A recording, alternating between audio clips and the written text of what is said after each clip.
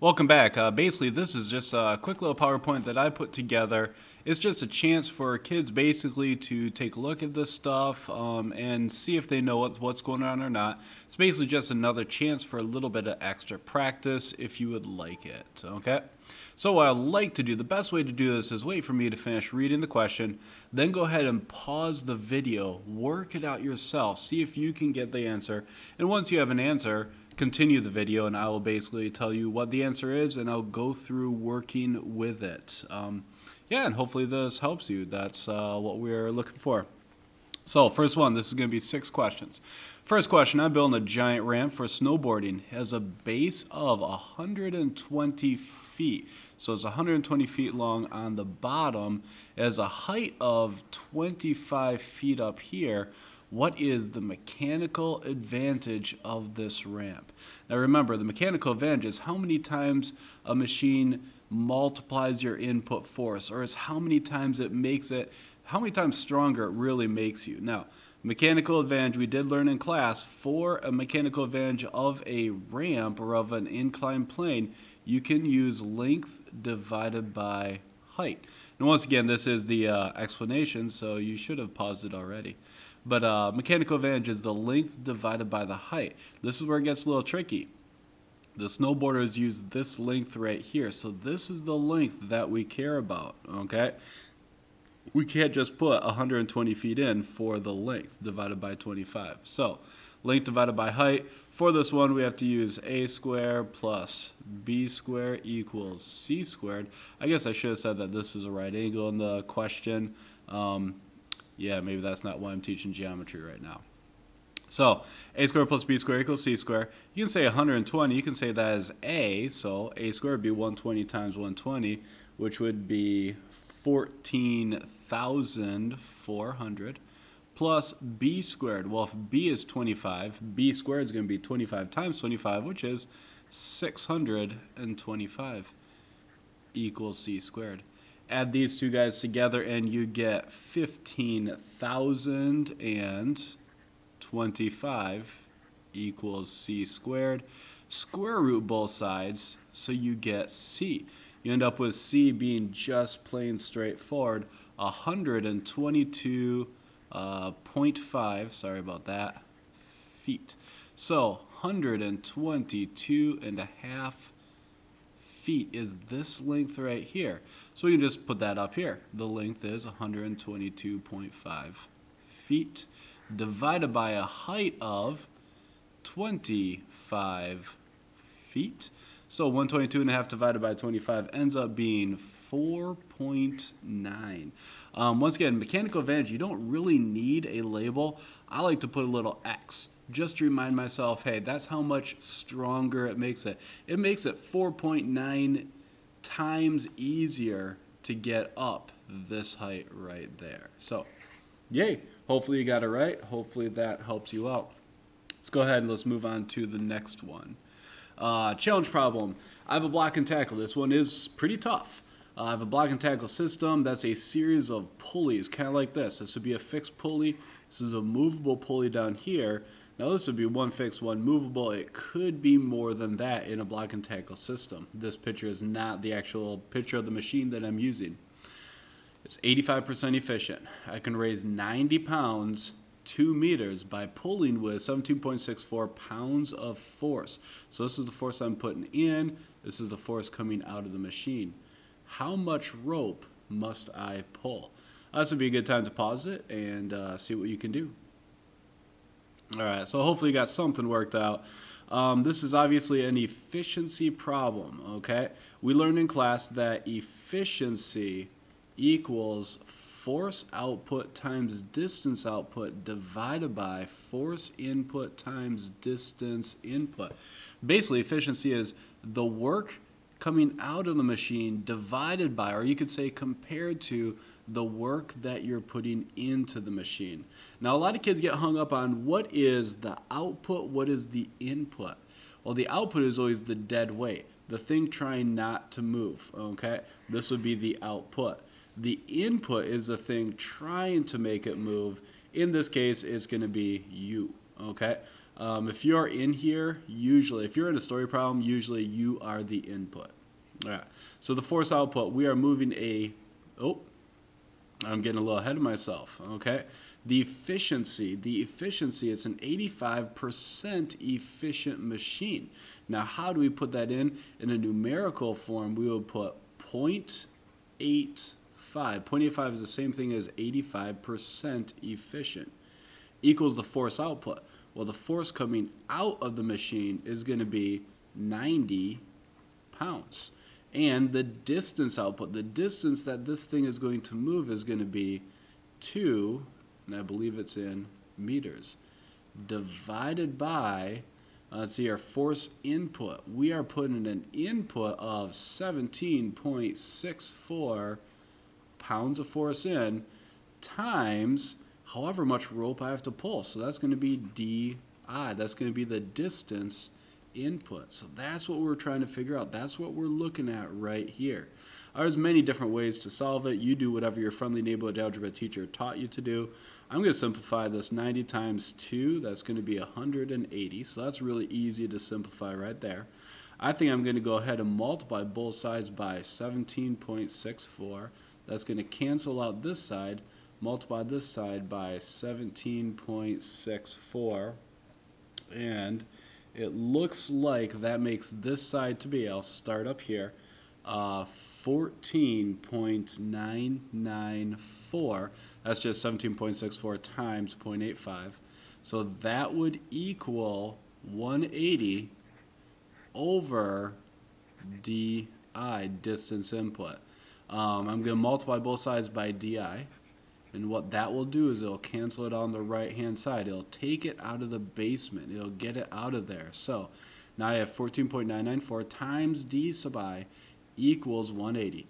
That means I'm going to divide both sides by 14.994. Essentially, I'm just dividing it by 15.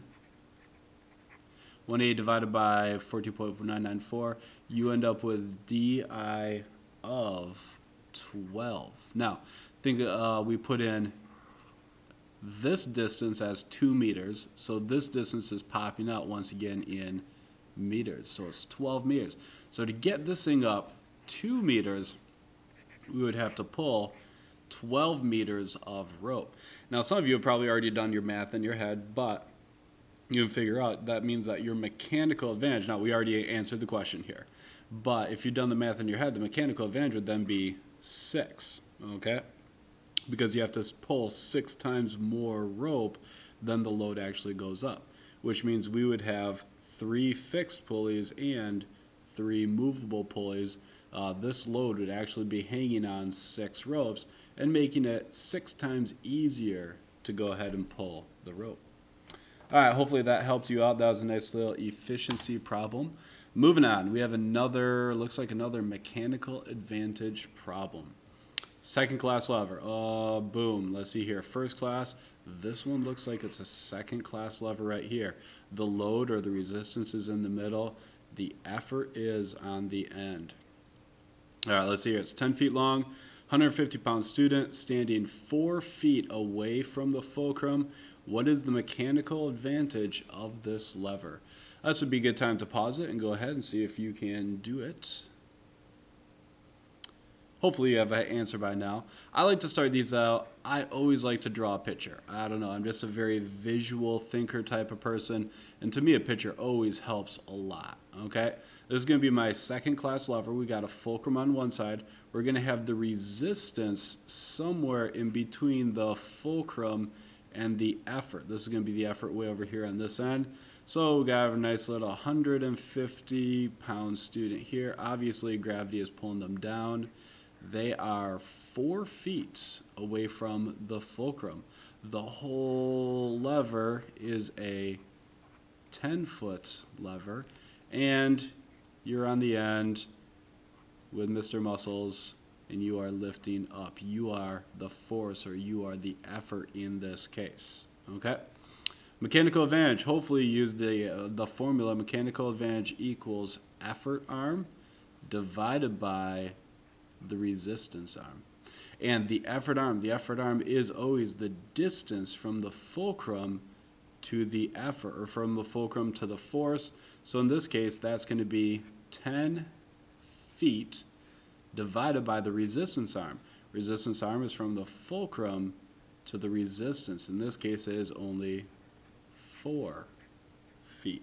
Okay, so the mechanical advantage of this thing is going to be 10 divided by 4, which is 2.5. And once again, if you look at the labels, they completely cancel out. So you don't need the labels at all. All you need is just this 2.5. I like to put a little X behind it just to remind myself, hey, this machine is making me 2.5 times stronger than I actually am. And the next question, question number 4, has to do with this. So remember that 2.5x. How hard must I pull up to raise the student if this is a perfect lever? Okay, go ahead, pause it, and try and figure out your own answer. And obviously this picture, this is not very good. In this picture, the fulcrum is in the middle. Okay, this would be the effort, this is the resistance. And so in this case, this would be a first class lever, not a second class lever. But we really don't even need to know that. We would just need to know how hard do we have to pull. Okay. To do this, all we really need to know is the definition of mechanical advantage. Mechanical advantage will just make me stronger than I actually am. We're trying to pick up a 150-pound student here, okay? Whatever force I put in is going to be multiplied by 2.5 times, 2.5 times, okay? So I'm just going to, if I was going to make an equation for this, I'd just say X, or the force I'm putting in, will be multiplied by 2.5 to be 150 pounds is what we have to move. Well, then you divide both sides by 2.5, and you would end up with X equals 60, or better yet, 60 pounds. And so the previous lever, the previous second class lever, I would only have to lift up with 60 pounds of force to lift up a 150-pound student. Okay? And let's see here, number 5, bicycle. We had that in a nice teacher concert lately. I'm riding a Rusty Huffy. I need to push on the pedals with 100 pounds of force. So you are really standing on those pedals when you're pushing them down. I will move the pedals 30 feet. Now, that doesn't mean we break a pedal off and throw it. That's just 30 feet going around and around and around and around. The bike will push forward with 25 pounds of force, and it will travel 100 feet, okay? 25 pounds of force, that would be the force that the tire is pushing on the pavement with, and 100 feet is 100 feet. What is the efficiency of my little Rusty Huffy? Good time to pause it. Go ahead, see if you can figure this out on your own.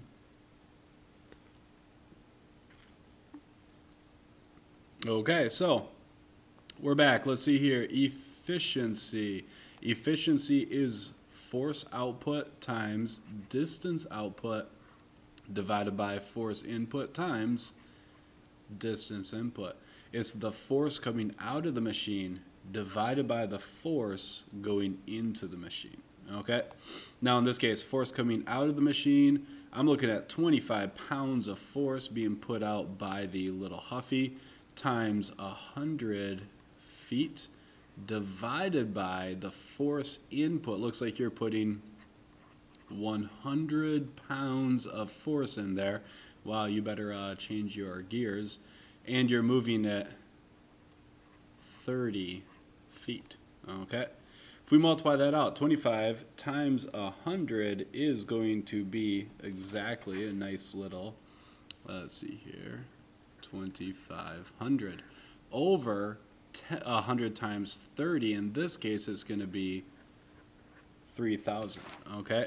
Take the top, divide it by the bottom, and you end up with 0.83. Now, the labels or the units for efficiency is percent. So you have to multiply that by 100 or move the decimal 2 places to get it into 83%.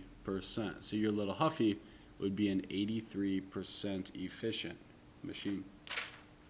All right, only one more left. Hopefully you guys are hanging in there, and we have a nice little Baja go-kart. Okay, I have a perfect ramp. Remember that word perfect. That's going to be pretty important. has no friction at all, okay? I could lift a 50-pound go-kart up 6 feet. So if I had a nice little loading dock here, wow, that's not a very straight line. And we had our go-kart here. Now a 50-pound go-kart, that looks more like a kid's go-kart, okay? That's gonna be a pretty light go-kart. But I could lift it straight up here. If I lift it straight up, it would take 50 pounds of force, and we're lifting it up 6 feet, so that would be the distance here.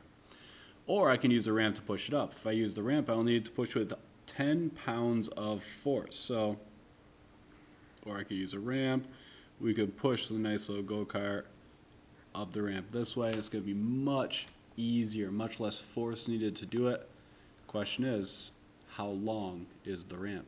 And once again, this would be a good time. Go ahead, pause it. Have the student see, as a student, figure out if you can get it by yourself.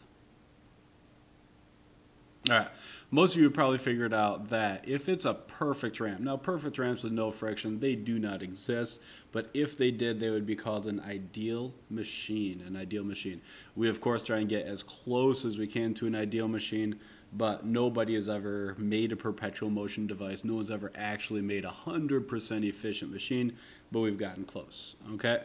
So the formula for an ideal machine is force input times distance input equals force output times distance output, okay?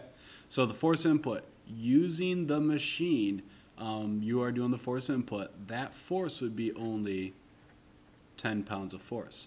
And you'd have to move it over, we don't know how far. We don't know how long our ramp is. We don't know what the distance input is. That's what we're trying to figure out. But we do know the force output. If we did not use the machine, we would have to pick up with 50 pounds of force, and we would have to move at a distance of 6 feet. So this is basically what we're trying to solve, okay? 50 times 6 is going to be a nice little 300. So we got 10 times d sub I equals 300. Divide both sides by 10, and you got a distance input of 30. Now, if you put your distance input here, or sorry, your distance output here, if you put it in feet, then the distance input is going to be in feet as well, so it's going to be 30 feet, okay?